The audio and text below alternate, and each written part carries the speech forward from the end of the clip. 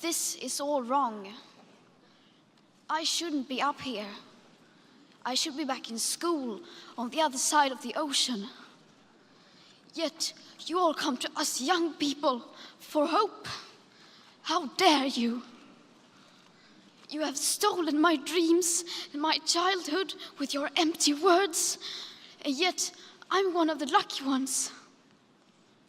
People are suffering, people are dying, entire ecosystems are collapsing. We are in the beginning of a mass extinction, and all you can talk about is money and fairy tales of eternal economic growth. How dare you?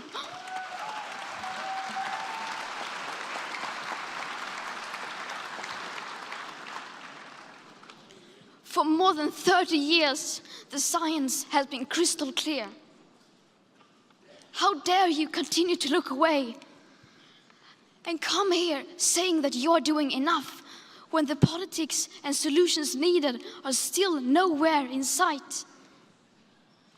You say you hear us and that you understand the urgency. But no matter how sad and angry I am, I do not want to believe that. Because if you really understood the situation and still kept on failing to act, then you would be evil, and that I refuse to believe.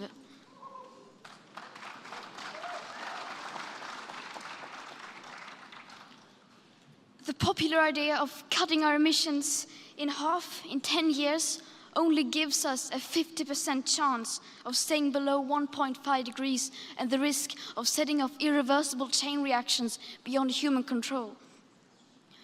50% may be acceptable to you, but those numbers do not include tipping points, most feedback loops, additional warming hidden by toxic air pollution, or the aspects of equity and climate justice. They also rely on my generation sucking hundreds of billions of tons of your CO2 out of the air with technologies that barely exist.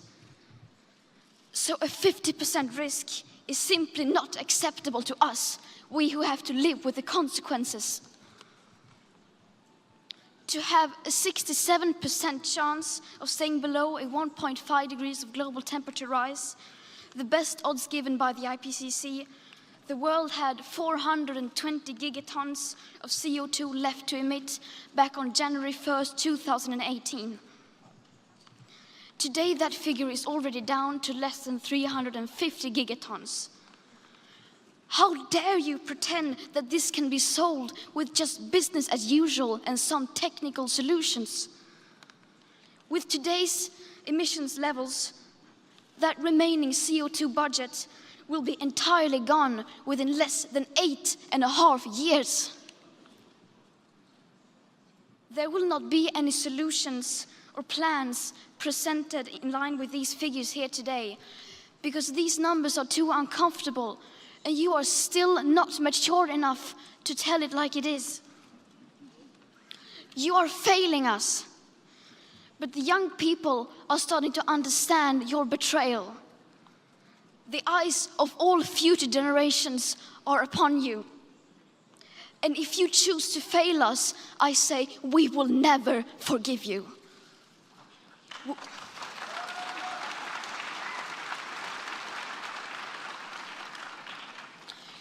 We will not let you get away with this.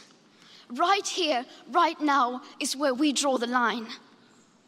The world is waking up, and change is coming whether you like it or not. Thank you.